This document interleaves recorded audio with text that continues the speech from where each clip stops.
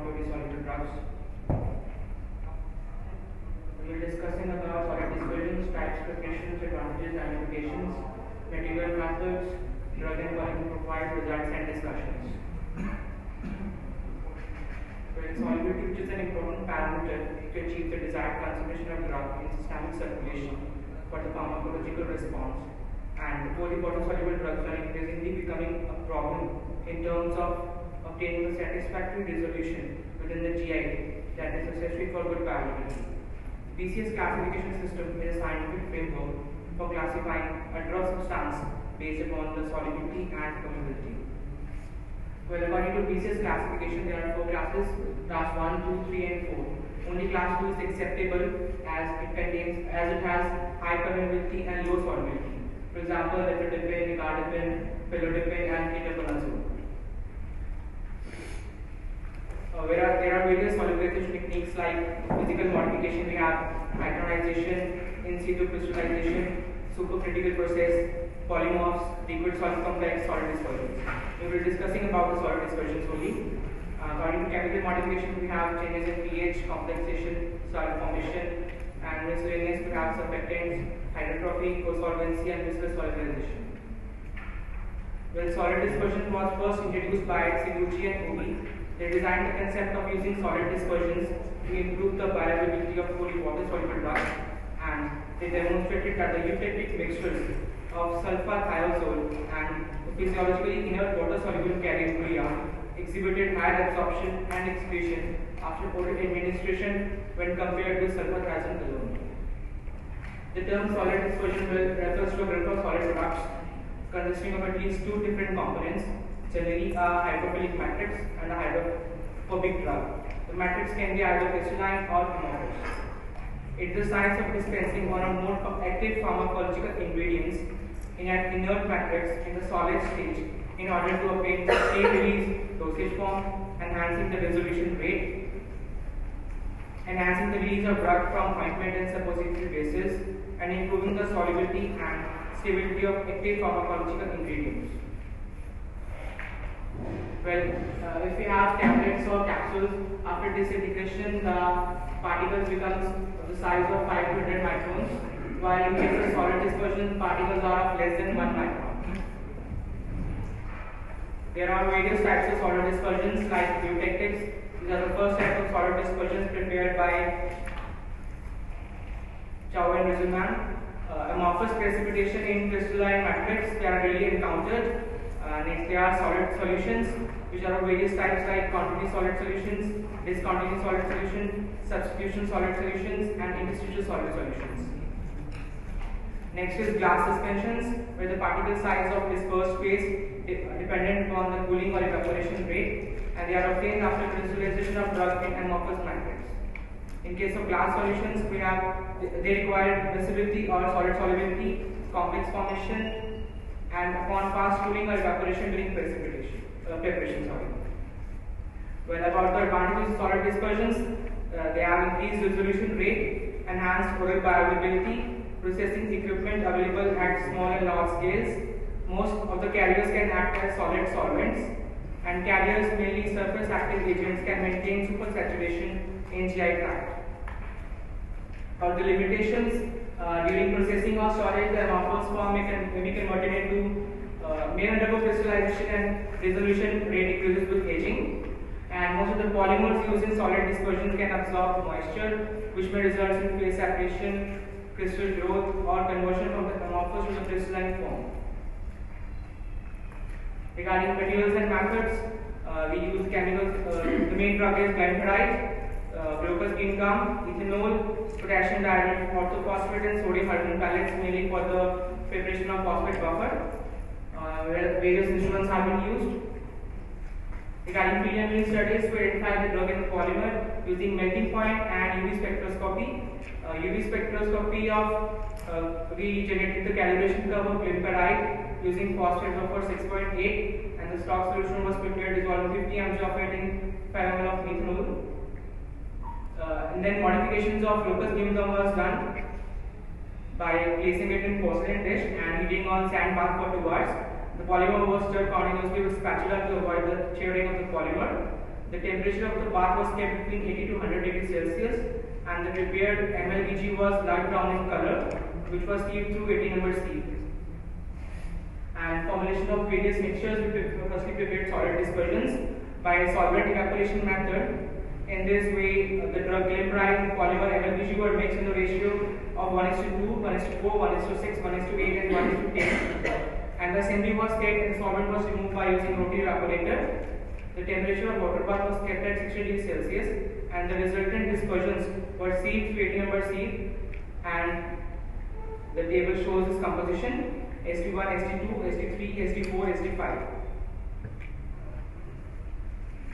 After selecting batch number 1:6 after the characterization, we prepared various other mixtures like physical mixtures, co-grinding mixtures, and kneading mixtures. Physical mixture is simply mixing the drug with the polymer, and co-grinding mixture is mixing the drug with the polymer in the test motor. While preparation of kneading mixture is placing in the motor and kneaded with a small quantity of ethanol. These are the various batches that are being prepared with different ratios. And after the selection of Sd3 batch of 1:6 ratio, we prepared physical mixtures, co-grinding mixtures, and kneading mixtures. After that, characterization of solid dispersions was done, like equilibrium solubility studies were done using phosphate before 6.8. In this, an equivalent amount of 10 mg of drug was added to 50 ml of buffer in conical flask, and they were covered with the foil. The flask was kept in the incubator shaker for 24 hours at 37 degrees Celsius, and the shaking flask was kept in the incubator for equilibration for 12 hours. The solution was then filtered and assayed at 226 nanometer. Contained uniformity: 5 mg of solid dispersion was dissolved in 10 ml methanol in 100 ml volumetric flask, and the volume was made up to the mark using 6.8 buffer. It was filtered and analyzed. FTIO was done, DSC was done, and the same studies were also done. X-ray studies were also done, and in vitro studies was done using the USB dissolution apparatus 2 that is available in our college. While in vivo studies were done, where male rats were weighing 250 plus minus 20 grams, maintaining on standard laboratory types, having free access to test whatever required in the present study. They were housed in the departmental animal house and were exposed to 12-hour cycles of light and dark. The experiments were conducted in a semi-soundproof laboratory. The experimental protocol was approved by Institution Animal Ethics Committee, and the care of animals was carried out by the guidance of the committee. And regarding experimental induction of diabetes, animals were allowed to fast for 12 hours and were administered freshly prepared elixir in freshly prepared saline water. The elixir-treated animals were allowed to food overnight to overcome the drug-induced hypoglycemia, and after 72 hours to allow for the development and aggravation of diabetes, rats with moderate diabetes having persistent glycosuria and hyperglycemia were considered diabetic for further experimentation. In this experiment, a total of 30 rats were used. Group 1 received only vehicle, Group 2 was selected for diabetic control, Group 3 was selected for pure drug, and Group 4 solid dispersions of glimepiride, that is Sd3 batch, and Group 5 consists of co-grinding mixtures. The dosage was prepared in solution form in such a concentration that each solution contains those drugs corresponding to volume. Statistical analysis were also done after that. Regarding drug and polymer profile, where the drug is glimepiride, there are various synonyms for it. It is obtained from the endosperm of the seeds of Carabee. Focus being done. There are synonyms. Description is third generation sulfonyl urea, available with various brand names. Molecular weight is 490.22 grams per mole. Melting point is 207 degrees Celsius. It is practically insoluble in water, soluble in dimethyl formamide, slightly soluble in methylene chloride, and the half-life is 5 hours. The dose is 1 to 2 mg. Regarding the locus being gum, it is obtained from the endosperm of the seeds of Carabee, Carab locus tree. It consists of mainly neutral galactomannan polymer made of 1,4 linked deep monopyrazole units, and every 4th or 5th chain unit is substituted on C6 with a D-galactopyranose unit. It is of white to cream powder, odorless, and tasteless in the dry powder form, and it requires heating to 85 degrees Celsius at least 10 minutes for complete solubility in water. Regarding the results, Preliminary studies regarding melting point, which was up to the mark of 207 degrees Celsius. Standard curve was being obtained with the regression coefficient value of 0.986, and evaluation of equilibrium solubility was done, where Sg3 batch was found to be the best, and we prepared then physical mixtures, co-grinding mixtures, and leading mixtures, of which co-grinding mixture was the best obtained. Regarding content uniformity, it was almost similar in all the batches. Regarding FTIR studies, various peaks were obtained for drug glimepiride, and FTIR of MSB was also done. FTIR spectra of Sg3 was also done, and this is the overlay diagram for all the batches. Regarding DSC, a sharp peak of 210 degrees Celsius was obtained for the pure drug, and enthalpy of, can I have a pointer?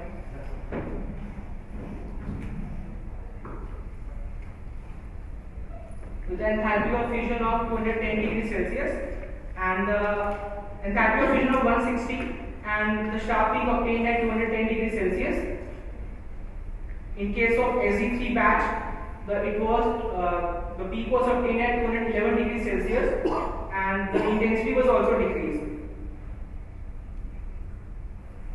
That means there was conversion of crystalline to amorphous form.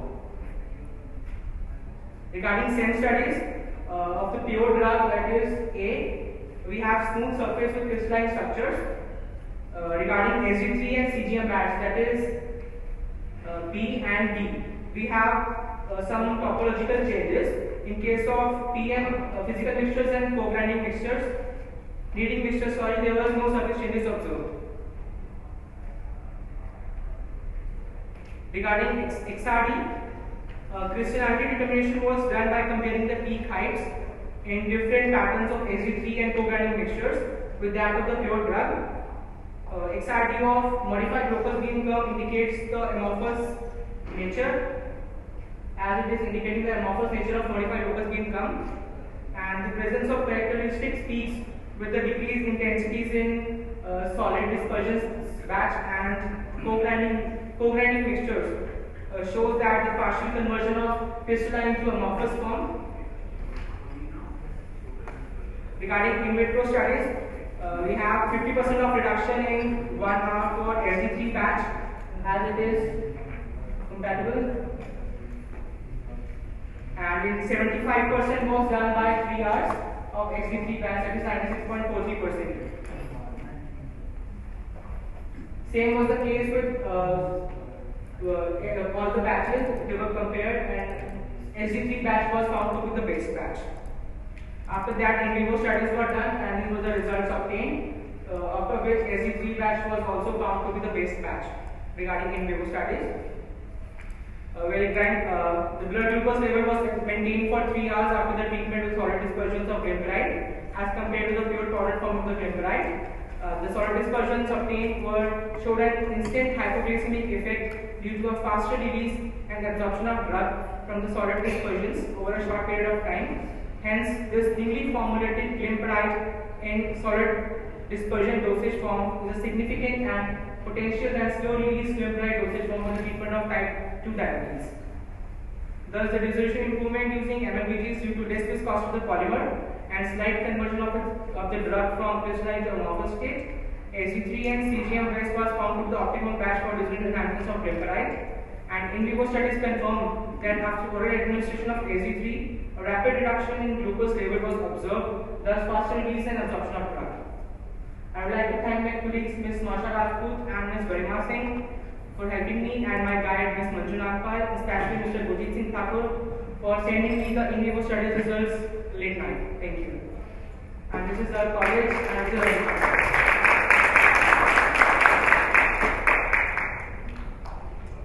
Thank you for your presentation. It's open for discussion. Any question? Yes, please. I think you will need to do stability study. Yeah, we are planning to do that. Because of the crystallization. We are just planning to do that. These in vivo results were sent to me last night, so I added in the study. Okay. What does it mean you modified your gum, your polymer? What does it mean? Ma'am, it means that we heated the polymer, the sand bath, after which the color of the, obviously after seeing this, color of the gum changed. And in previous studies done by our seniors, it was found that the viscosity was 1/3 decreased in case of modified locus beam gum, while swelling index and hydration capacity was almost similar. So due to reduction in viscosity, we use this MLH. Thank you. Thank you. One question. Yeah. This glyceride normally given once in a day, normally the people breakfast or like that. Normally it's a normal way, it dissolve and absorb. But why you are making it first dissolving? This is the first question. Second question, this the locust bean gum, this is a natural product. Yeah. And we will standardize it because it may attract this microorganism. Its quality may vary also. There are a lot of other things are there. So, and did you compare with this locust bean gum along with this some others like PVP or other things which are used for this solid dispersion? No, I was just thinking that I will complete this one and then I'll proceed to what you are saying. After comparing modified locus bean gum with other gums and all, I'll surely do that.